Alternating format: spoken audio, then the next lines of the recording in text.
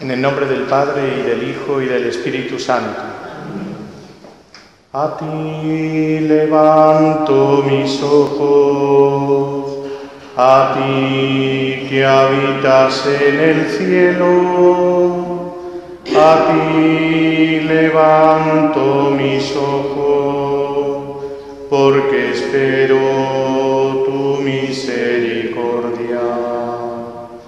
Misericordia, Señor, misericordia, que estamos saciados de burlas. Misericordia, Señor, misericordia, que estamos saciados de desprecios. A ti levanto mis ojos, a ti que habitas en el cielo.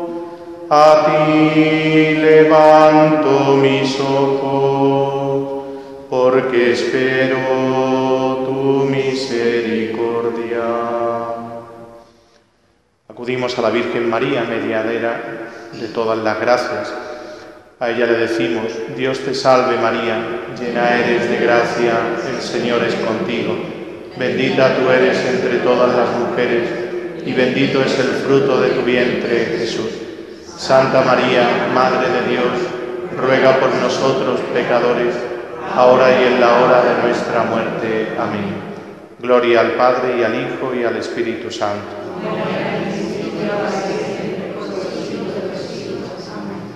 Santa María, Reina de los Apóstoles, ruega por nosotros.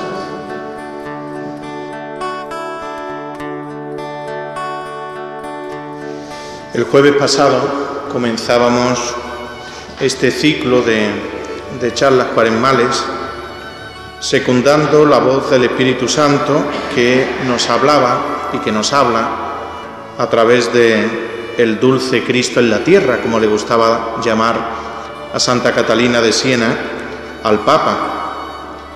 Y decíamos que íbamos a tomar como ayuda para esta reflexión en la fe, que en esto consiste, una charla cuaresmal, un medio más que se nos ofrece en la Iglesia para, a la luz de la fe, dejar que la gracia de Dios toque nuestras vidas y que nos lleve a esa conversión que el Señor nos pide en este tiempo cuaresmal.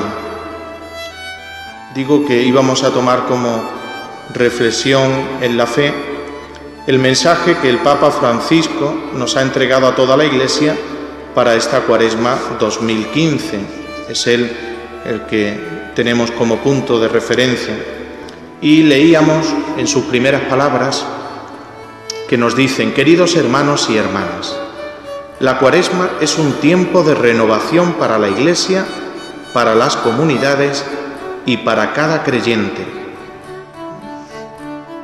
Y nos parábamos aquí para reflexionar todo cuanto nos quiere decir el Papa con esa invitación de esa renovación, a nivel eclesial, universal, más particular en cuanto a cada comunidad cristiana, y mucho más en concreto esa renovación que el Señor quiere de cada uno de todos nosotros. Pero seguía diciendo: pero sobre todo es un tiempo de gracia. Y nos volvemos a parar aquí, porque si el jueves pasado, dedicábamos esa primera charla a reflexionar cómo la Cuaresma es tiempo de renovación, pues vamos a dedicar esta segunda charla con este título, ¿no? Pero sobre todo es un tiempo de gracia. Fijaos, yo así lo hacía, ¿no? Cuando leía en clima de oración el mensaje del Papa, me llamaba la atención esto, ¿no? Fijaos que el Papa dice: pero sobre todo es un tiempo de gracia. Quiere decir que por encima de otras cosas, que es verdad que lo es, la Cuaresma es un tiempo de renovación, un tiempo adecuado para despojarse que nos recordaba el Papa Francisco el año pasado, o que es un tiempo la Cuaresma para reflexionar sobre el corazón de la vida cristiana, la caridad, que nos recordaba el Papa Benedicto en el año 2012, o que es un tiempo para revivir el bautismo, que nos decía también el Papa Benedicto en el año 2011. Bueno, pues para resaltar, ¿no?, solamente algunos de los aspectos que de la Cuaresma nos han venido diciendo, pues el Papa Benedicto y el Papa Francisco los últimos años, ¿no? Pero llegado a el Papa dice que de todo eso, que es verdad que es la Cuaresma, un tiempo de conversión, un tiempo de vivir la caridad, de revivir el bautismo, de un montón de cosas, ¿no? Pero, dice él, pero sobre todo es un tiempo de gracia, ¿no? Es decir, que por encima de todas las cosas, pues es un tiempo de gracia. Bien, pues a la hora de recibir, ¿no?, esta invitación, pues lo primero que tenemos que preguntarnos es ¿qué es la gracia? Porque si nos dice que sobre todo es un tiempo de gracia, pues hemos de preguntarnos, pues para saber, ¿no?, qué es lo que nos quiere decir, ¿no?, el Papa, y pues más allá, ¿no?, del Papa, qué es lo que quiere el Señor, ¿no?, actuar, ¿no?, en nuestras vidas, ¿no?, cuando nos dice que sobre todo es un tiempo de gracia. Bueno, pues lo primero de todo nos preguntamos qué es la gracia, porque podemos estar escuchando en este tiempo de Cuaresma, como así viene sucediendo, ¿no?, desde el miércoles de ceniza, que escuchábamos ese día de boca de San Pablo: os exhortamos a no echar en saco roto la gracia de Dios. O que nos decía también: ahora es tiempo de salvación, ahora es día de la gracia. O precisamente hoy, en la oración colecta de la misa, pedimos: concédenos, Señor, la gracia de conocer y practicar siempre el bien. Por tanto, desde el miércoles de ceniza venimos escuchando esta expresión, ¿no?, que es un tiempo de gracia, ¿no? Pero ahora, en el mensaje que el Papa nos entrega, nos dice que es un tiempo sobre todo de gracia, ¿no? Y claro, si no entendemos lo que el Señor nos dice, pues no podremos desear aquello que nos promete y mucho menos vivirlo. Ese es el peligro, ¿no?, que podemos caer a la hora de escuchar expresiones en la liturgia y no ahondar con la luz de la fe en ellas. Pues no pediremos, no desearíamos, ¿no?, todo lo que detrás de esas expresiones inspiradas por el Espíritu Santo, pues se nos quiere conceder, ¿no? Por tanto, ¿qué es la gracia, ¿no? Lo primero de todo, ¿no? La gracia sabemos lo que es porque nos lo ha dicho el Señor en su palabra. Se trata de una amistad, de una comunión con Cristo y con su Padre, ¿no? Para hablar de esa amistad de Dios o esa amistad con Dios, tenemos que irnos para entender con toda su profundidad, ¿no?, lo que se nos quiere decir cuando se nos dice que la Cuaresma es un tiempo sobre todo de gracia. Digo que tenemos que irnos al inicio de esa amistad. Si estamos hablando de que se trata de una amistad con Dios, pues tendremos que irnos al inicio, ¿no?, a la raíz de esa amistad, ¿no?, que es al mismo tiempo pues el inicio, ¿no?, de la Sagrada Escritura, ¿no?, el momento de la creación, en la que si tomáramos el texto bíblico del Génesis en nuestras manos, pues nos daríamos cuenta que el autor sagrado nos dice pues varias cosas. Primero, que Dios creó al hombre y a la mujer por amor, en un estado de absoluta felicidad, viviendo en su presencia. Eso es lo primero que escuchamos en el texto del Génesis, ¿no? Creó Dios al hombre y a la mujer, ¿no? Hagamos al hombre a nuestra imagen y semejanza, ¿no? Segundo, escuchamos en el texto bíblico que ellos, por su soberbia, quisieron ser dioses, quisieron hacerse dioses, ¿no? Y cometieron el pecado original. Y sabemos que a partir de ese momento rompieron la amistad con Dios. Por consiguiente, Adán y Eva nos transmitieron a todos su descendencia las consecuencias, ¿no?, de aquel primer pecado. Y la primera consecuencia que produjo el pecado original en ellos y consecuentemente en nosotros fue la pérdida de esa amistad con Dios, de ese estado de santidad y de justicia original.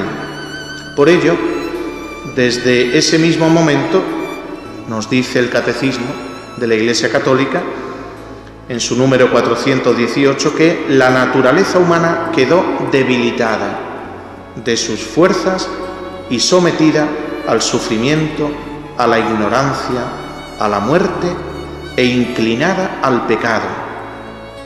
Y todos los hombres perdieron la vida divina y la imagen de Dios quedó deformada. Son palabras del Catecismo. Perder la vida divina quiere decir, pues, romper esa amistad, ¿no? Esa imagen de Dios en nosotros quedó deformada, ¿no?, por esa desarmonía, ¿no?, interior que produjo el pecado en toda nuestra persona. Mente, voluntad, sentimientos, libertad. Toda la persona quedó desfigurada, quedó debilitada, ¿no?, como fruto del pecado. Algo así, ¿no?, como un cuadro, ¿no?, de los 4 cuadros que tenemos aquí en la iglesia, pues poner este ejemplo que me parece que puede ser muy gráfico y nos puede ayudar, ¿no? Es como un cuadro cuya pintura, por los años, por el polvo, por la humedad, se hubiese quedado difuminado, oscuro, sucio. Es decir, no podemos ver con claridad la imagen, que es lo que ocurre, ¿no?, en nuestros cuadros, ¿no? O también como un libro que hubiese quedado desencuadernado, de manera que cada hoja estuviese suelta y desordenada, ¿no? Bueno, pues esto es lo que ha provocado el pecado en el interior de todo hombre, ¿no?, esa desarmonía, ese romper la amistad con Dios, ¿no?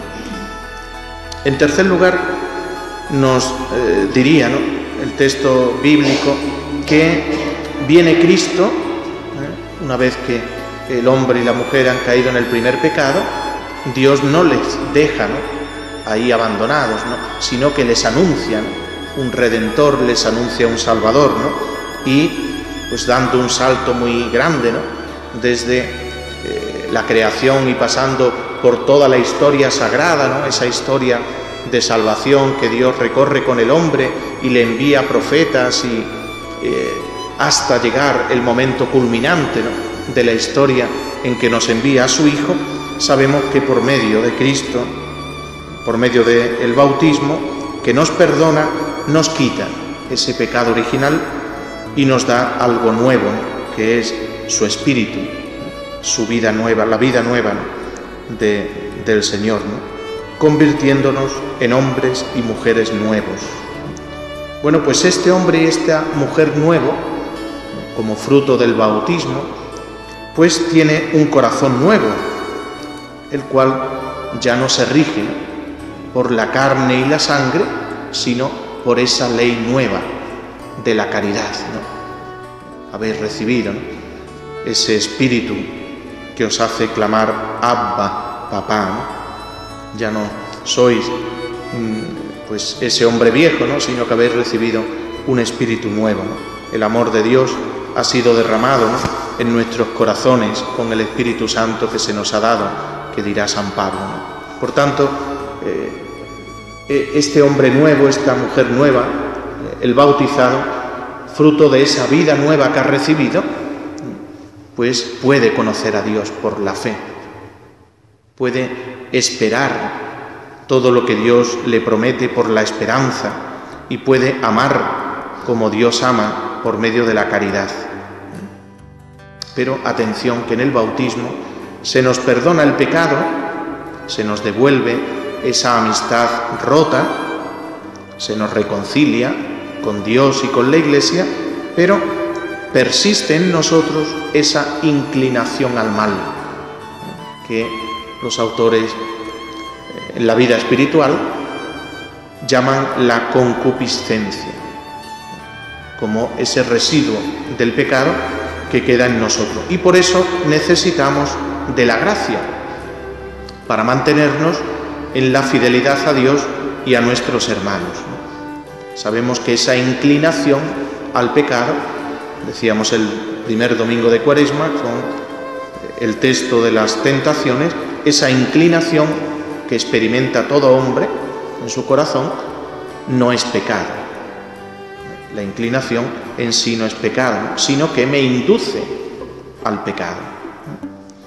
Aquí tenemos algo pues importante, ¿no?, que debemos de destacar con diferencia, que nos diferencia de nuestros hermanos protestantes.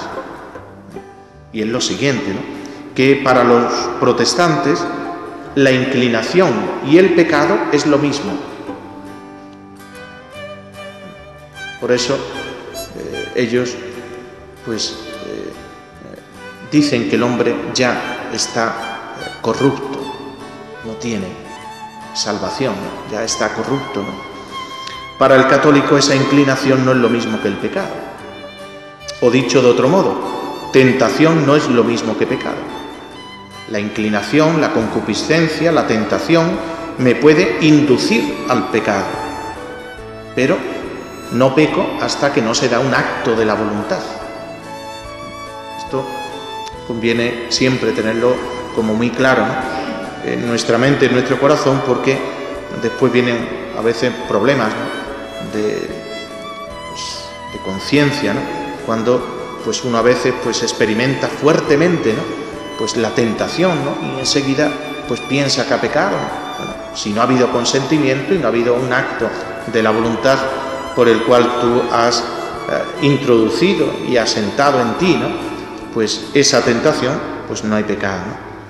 Aquí entendemos cómo todas esas tendencias desordenadas, todas esas inclinaciones por las que son atraídos el corazón humano, pues esas inclinaciones, como digo, no son pecados, pueden ser muy variadas, ¿no? Desde sustraer un objeto de una tienda, que es un robo, la tentación, digo, la inclinación, a quedar por encima del otro, pisoteando y humillando al otro, la tendencia a la soberbia, o el irme con la mujer del vecino porque se presenta como mejor que la mía, sería la inclinación desordenada de la lujuria, o quedarme tranquilo con que yo esté bien, con que yo tenga salud, con que yo tenga los medios económicos para vivir y me despreocupe del otro, esa tendencia, esa tentación de la cual el Papa nos habla, ¿no?, de la indiferencia, ¿no?, o a comer más de lo que necesita.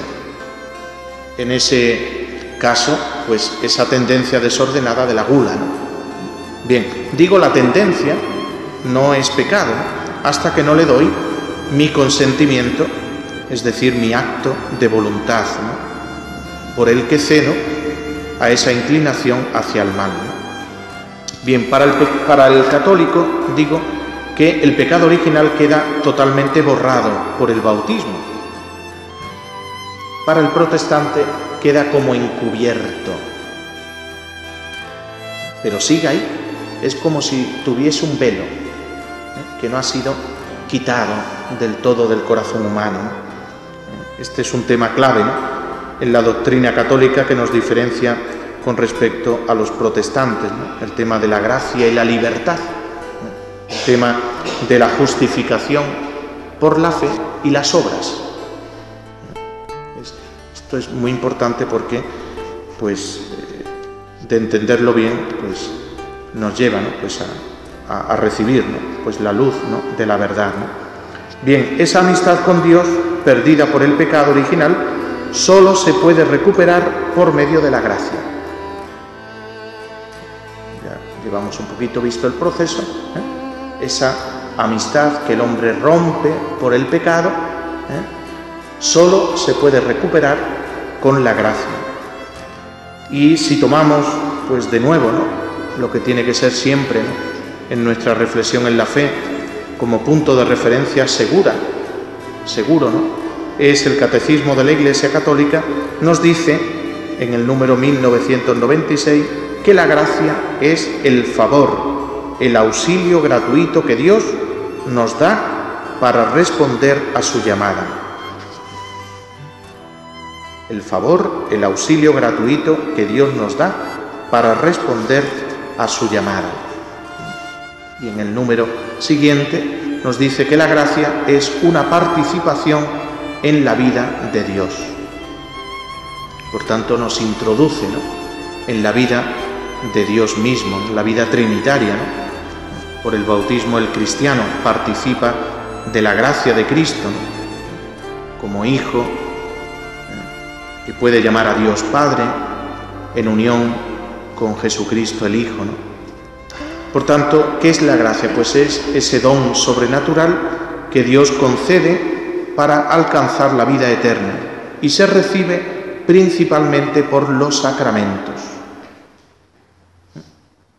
Por eso, si es un tiempo sobre todo de gracia, pues tendremos que, en este tiempo de Cuaresma, recurrir a la gracia. Y la gracia, pues sabemos, que se nos da en contacto vivo con Cristo, en la oración, en la escucha de su palabra, pero sobre todo en los sacramentos. Y al decir que es sobrenatural, un don sobrenatural, es porque sobrepasa las capacidades de la inteligencia y de la voluntad humana. Por tanto, pues al sobrepasar mis capacidades y darme cuenta que es un don que me viene de Dios, por eso pues tendré que pedirlo, suplicarlo y esperar recibirlo. Es un regalo de Dios que nadie ha hecho nada para merecerlo. A veces pensamos que fruto de nuestros méritos, pues Dios nos tiene que conceder sus dones. No, la gracia es un don totalmente gratuito. Por tanto, ese regalo de Dios, para recibirlo, exige la respuesta del hombre. Por eso esta charla cuaresmal está muy unida a la última que tendremos, la Cuaresma como camino de formación del corazón. Hay un dicho de Santo Tomás de Aquino, maestro, al cual hacemos continua referencia y lo tenemos tan cercano, es que la gracia supone la naturaleza. No la excluye, sino que la supone. Quiere decir que para Dios trabajar el corazón humano cuenta con la colaboración humana. Esto es muy importante porque a veces nos pensamos que Dios actúa como algo mágico, excluyendo la colaboración del hombre.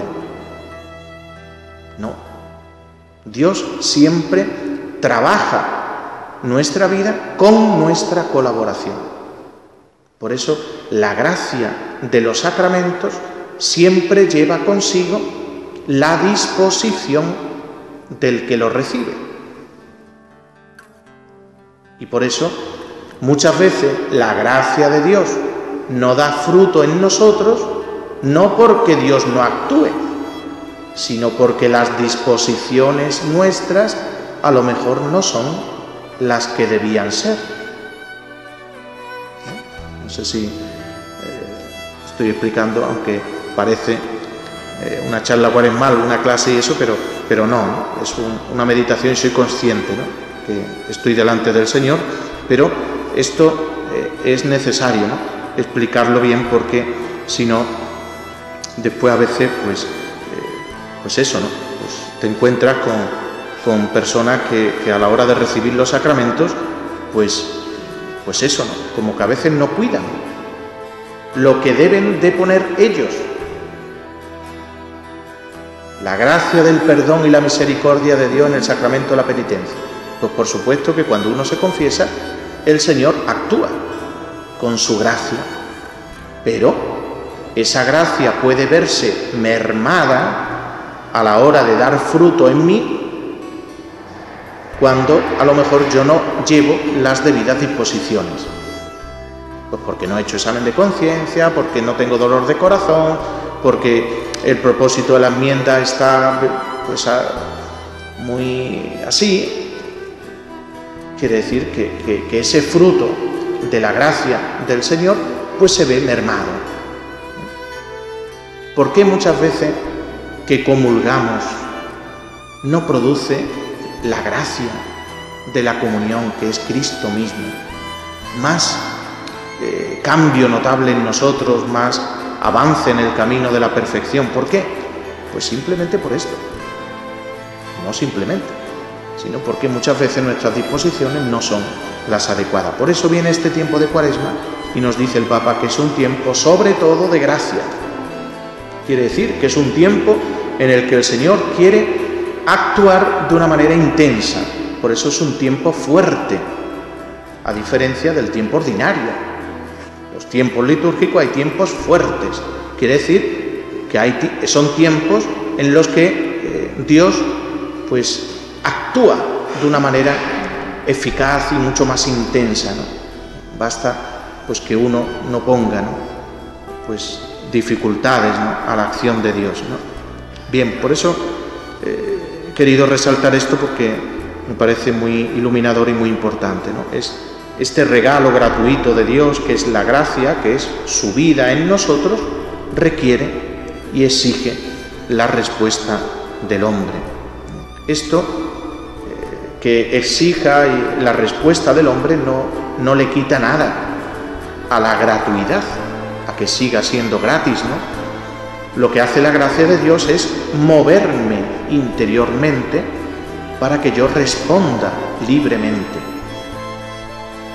La gracia no me excluye, me mueve interiormente para que mi libertad sea una libertad entregada desde mí, ¿no? Bien, damos un paso más. ¿Se puede perder la gracia? Pues sí, la gracia puede perderse o aumentarse. Puede perderse si una persona comete un pecado grave. Pues a pesar de ser gratuita, el hombre puede favorecer recibirla o puede impedir su fruto. El cristiano no puede actuar rectamente si no cuenta con la ayuda de Dios. Por tanto, ¿se puede perder la gracia? Sí. Damos un tercer paso. ¿Es necesaria la gracia? Y aquí pues diré algo también sumamente iluminador e importante, ¿no? Pues a lo que tenemos que contestar que la gracia es absolutamente necesaria. Sin ella es imposible alcanzar la salvación, la vida eterna. La justificación implica el perdón de los pecados, la santificación y la renovación. Es la gracia la que arranca al hombre del pecado, contrario al amor de Dios, y purifica su corazón. El hombre, por tanto, debe disponerse a recibir la gracia mediante el ejercicio de la virtud. En el siglo V, y lo resalto porque hay coletazos hoy, en el siglo XXI, de esto que voy a decir del siglo V, los seguidores de un tal Pelagio decían que sin la gracia el hombre se podría salvar, pues se basta a sí mismo y no necesita de la ayuda de Dios. Esto fue una herejía en el siglo V que se llamó la herejía del pelagianismo, porque fue inducida por Pelagio. ¿En qué consiste esta herejía? En decir que el hombre se basta a sí mismo y no necesita de la gracia de Dios. Esta herejía está muy difundida, sobre todo en todo lo que hace referencia a la nueva era, a la New Age. Atento que está muy metido hoy. Los protestantes en el siglo XVI decían que el hombre, desde el pecado original, no puede hacer nada nuevo, pues quedó totalmente corrompido. Exaltaban tanto la gracia que caían en el extremo de anular la libertad del hombre. Decían que todo lo hacía la gracia y que el hombre no tenía que hacer nada, por lo tanto estaba pues sin posibilidad de salvación. Dice el Catecismo, nuevamente la referencia al punto seguro de la fe de la Iglesia. La libre iniciativa de Dios exige la respuesta libre del hombre, porque Dios creó al hombre a su imagen, concediéndole con la libertad el poder de conocerle y amarle. El alma solo libremente entra en la comunión del amor. Dios toca inmediatamente y mueve directamente el corazón del hombre. Muchas veces pensamos, pues que Dios me diga lo que tengo que hacer, que yo lo haré. Esto es un coletazo de la herejía del pelagianismo. Repito, que Dios me diga lo que tengo que hacer, que yo lo haré. Es lo que, de una manera o de otra, muchas veces pensamos, consciente o inconscientemente, ¿no? Y tenemos que darnos cuenta que Dios no solamente nos ilumina lo que tenemos que hacer, sino que además nos capacita interiormente para poder hacerlo. Decía San Agustín a este respecto: ciertamente nosotros trabajamos también, pero no hacemos más que trabajar con Dios que trabaja. Qué bien, los santos padres siempre afinan. Porque su misericordia se nos adelantó para que fuésemos curados. Nos sigue todavía para que, una vez sanados, seamos vivificados. Se nos adelanta para que seamos llamados. Nos sigue para que seamos glorificados. Se nos adelanta para que vivamos según la piedad. Nos sigue para que vivamos por siempre con Dios, pues sin Él no podemos hacer nada. Por tanto, ¿es necesaria la gracia? Sí, que es un don gratuito de Dios, pero es un don gratuito que mueve nuestra respuesta de colaboración con la gracia de Dios para que esa gracia produzca en nosotros todo el fruto que Dios quiere. Y damos un paso más, y voy terminando. ¿Qué significa vivir de la gracia o tener experiencia de la gracia?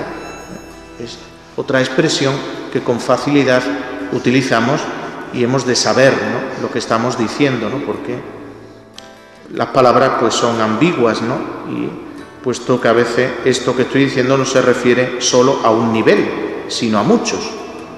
Experiencia no es igual que algo cotidiano, algo sensible, ¿no? Por tanto, es una experiencia física. Cuando yo hablo de la experiencia de la gracia, ¿es una experiencia física? Pues no.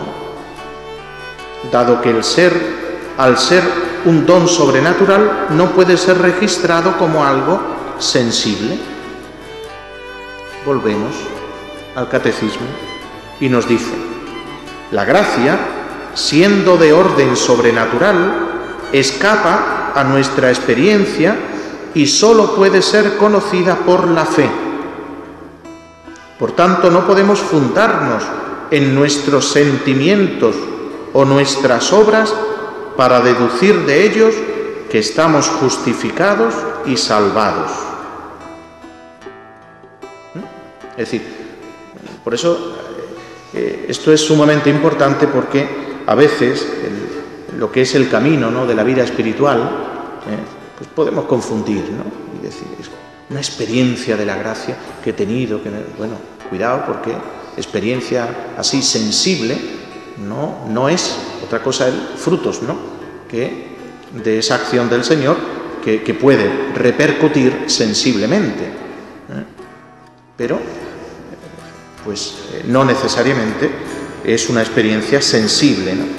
Sin embargo, teniendo en cuenta esto, de que no es una experiencia sensible, puesto que es de orden sobrenatural, dice el Catecismo: sin embargo, las palabras del Señor, por sus frutos los conoceréis, la consideración de los beneficios de Dios en nuestra vida y en la vida de los santos nos ofrece una garantía de que la gracia está actuando en nosotros y nos incita a una fe cada vez mayor y a una actitud de pobreza llena de confianza.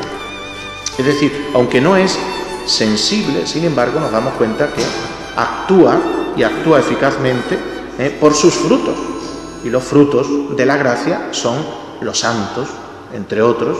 Pues vemos cómo el Señor ha actuado y ellos han sido dóciles y se han dejado mover y han respondido con suma fidelidad pues a la gracia de Dios, ¿no? Bien, ¿es una experiencia que yo puedo provocar? Pues tampoco, porque los elementos que provocan una emoción, por ejemplo, la alegría o el gozo, es algo natural. Y al ser la gracia un don sobrenatural, supera lo que de natural hay en el hombre. Entonces, ¿qué rasgos característicos podemos señalar que se dan cuando hablamos de experiencia de la gracia? Yo resalto únicamente dos que nos puedan ayudarnos. Primero, la fe. Esto es, se trata de una experiencia por confianza, es decir, damos más valor a lo que Jesucristo nos dice en su palabra que a lo que nosotros sentimos. Esto es sumamente importante, ¿no? Porque a veces damos valor a la oración según los sentimientos que haya tenido. Es que he estado sumamente bien, con una tranquilidad, una paz interior, y ya tú terminas diciendo pues que has hecho una oración magnífica. A lo mejor no has tenido contacto vivo, personal con Jesucristo. Y te dejas llevar en esa valoración de la oración por tus sentimientos. No. Lo más importante de un rato de oración es la fe, y la fe viva, ¿no? Y la fe haciéndome más caso de lo que el Señor me dice en su palabra que lo que yo siento o dejo de sentir. Porque puedo estar en la oración más frío que un témpano y sin embargo haber tenido una experiencia fuerte de oración, en la medida en que la fe ha estado viva y ha estado ardiente, ¿no?, por la caridad, ¿no? Lo mismo que en la comunión, pues es más verdadera la certeza que nos da la fe que no los sentimientos que yo experimente al recibir la comunión, ¿no? Bien. Primer elemento, por tanto, la fe, ¿no? Y segundo elemento, el elemento eclesial, esto es, la obediencia a la Iglesia. Dado que mi experiencia ha de ser contrastada con lo que me dice la Iglesia para verificar que se trata de una acción de Dios y no una ocurrencia mía, por muy buena que sea.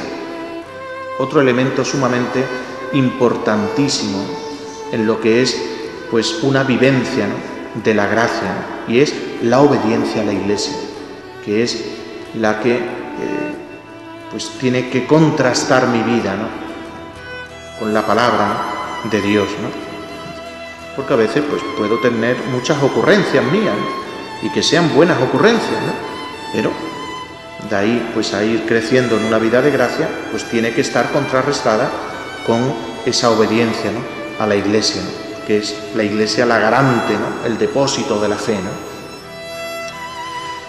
Distintos tipos de gracia. Cuando hablamos de vivir en gracia de Dios, no nos estamos refiriendo a un estado continuo de presencia de Dios en nuestra vida, ¿no? Qué bien supo expresarlo San Pablo, ¿no?, cuando nos decía que en Él vivimos, nos movemos y existimos. Es decir, para vivir este estado continuo, el hombre cuenta con distintos tipos de gracia o de ayuda por parte de Dios, ¿no? En la teología pues se ha clasificado, ¿no?, con distintos nombres, ¿no?, la gracia, ¿no?, en cuanto a ese favor de Dios o esa acción de Dios en nosotros, ¿no? Se habla, por ejemplo, de gracia santificante. Es un don sobrenatural infundido por Dios en nuestra alma, merecida por la pasión de Cristo, que recibimos, como hemos dicho, por medio del bautismo, que nos hace hijos de Dios y herederos del cielo. Esa disposición sobrenatural que perfecciona al alma la hace capaz de obrar el bien, y sus efectos son que borra el pecado, que hace posible que Dios habite en nuestra alma y que nos hace hijos de Dios y herederos del cielo. Fijaos que la oración colecta que la Iglesia pone hoy en nuestros labios, en nuestro corazón: concédenos, Señor, vivir por tu gracia. De manera que conozcamos siempre el bien, o conozcamos y practiquemos siempre el bien. Algo así. Pero eso, concédenos por tu gracia conocer y practicar siempre el bien. Se habla también de gracia actual, ese don sobrenatural otorgado por Dios que ilumina la inteligencia y mueve la voluntad para que el hombre sea capaz de realizar acciones sobrenaturales. Se habla de gracia habitual, esa disposición permanente para vivir y actuar según la voluntad de Dios. Se habla de gracia sacramental, que es la gracia que Dios otorga propia de cada sacramento. Hay una gracia específica del sacramento del bautismo distinta al sacramento de la confesión o de la Eucaristía. Gracias especiales o carismas o dones gratuitos de Dios para bien de la comunión de toda la Iglesia. Se habla también de gracias de Estado, en la fuerza necesaria para cumplir con las responsabilidades propias según el estado de vida de cada quien o de cada uno que vive su vocación. Por ejemplo, vosotros casados tenéis una gracia de Estado, una gracia del sacramento del matrimonio. Esa gracia, reviviéndola y actualizándola y cuidándola cada día en la fidelidad, pues os va manteniendo y acrecentando la fidelidad y la comunión entre vosotros, ¿no? Lo mismo que la gracia de Estado, por ejemplo, en nosotros, ordenados sacerdotes, ¿no? Y después, pues vienen los carismas, que son gracias especiales del Espíritu Santo, que están ordenados a la gracia santificante y que son para el bien común de la Iglesia. Dirá San Pablo: uno ha recibido el don de profecía, otro el de predicar, otro el don de hacer milagros, otro el don de interpretarlos. El que ha recibido el don de presidir, que lo haga con solicitud. El que ejerce la misericordia, con jovialidad.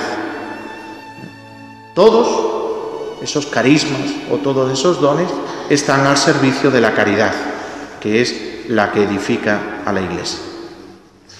Pues bien, ¿qué ayudas especiales otorga Dios al hombre para facilitarle esa relación con Él, esa amistad con Él, con las que el hombre puede lograr una mayor docilidad a la gracia y una más íntima unión con Él?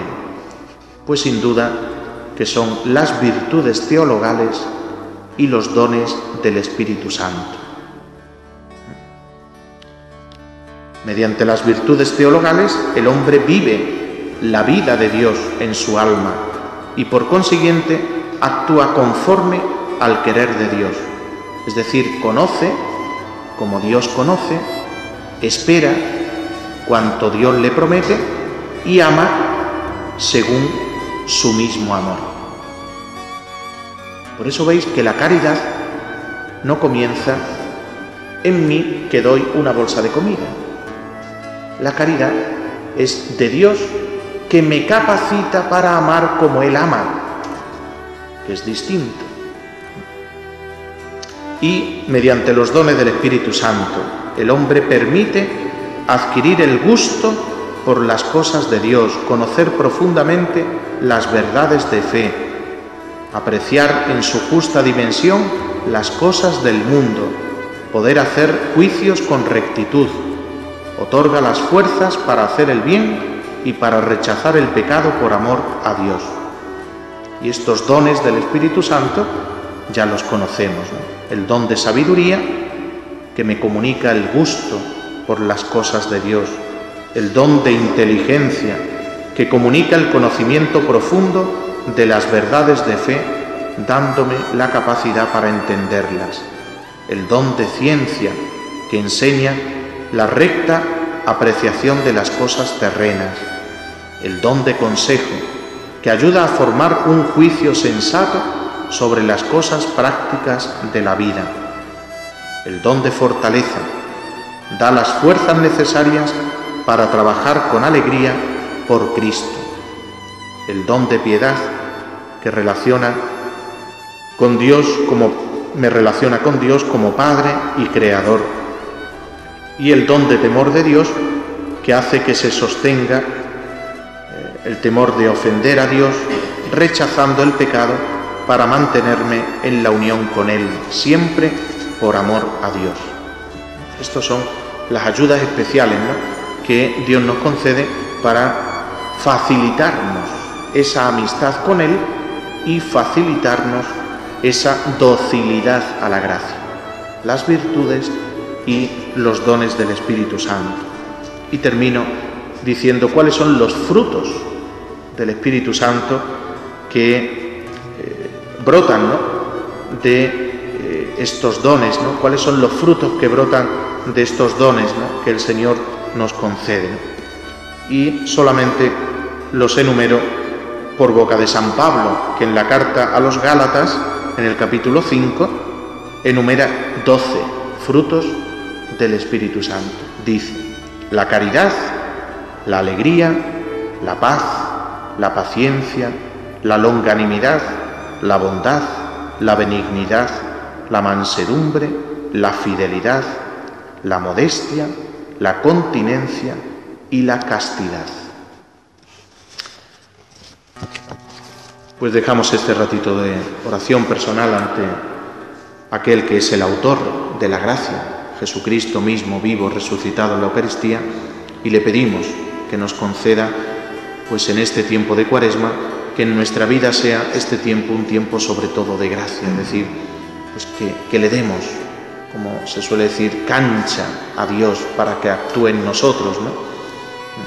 Pues que haya tiempo abundante, ¿no?, pues de gracia, ¿no?, que cuidemos la oración, el ayuno, la limosna, la escucha de la palabra de Dios, el sacramento de la confesión, la dirección espiritual, las charlas cuaresmales, los actos de piedad, el Vía Crucis.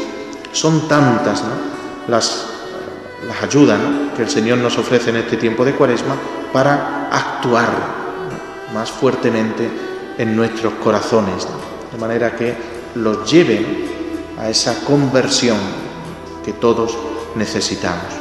Se lo pedimos al Señor en este ratito de silencio, de oración antes de las vísperas.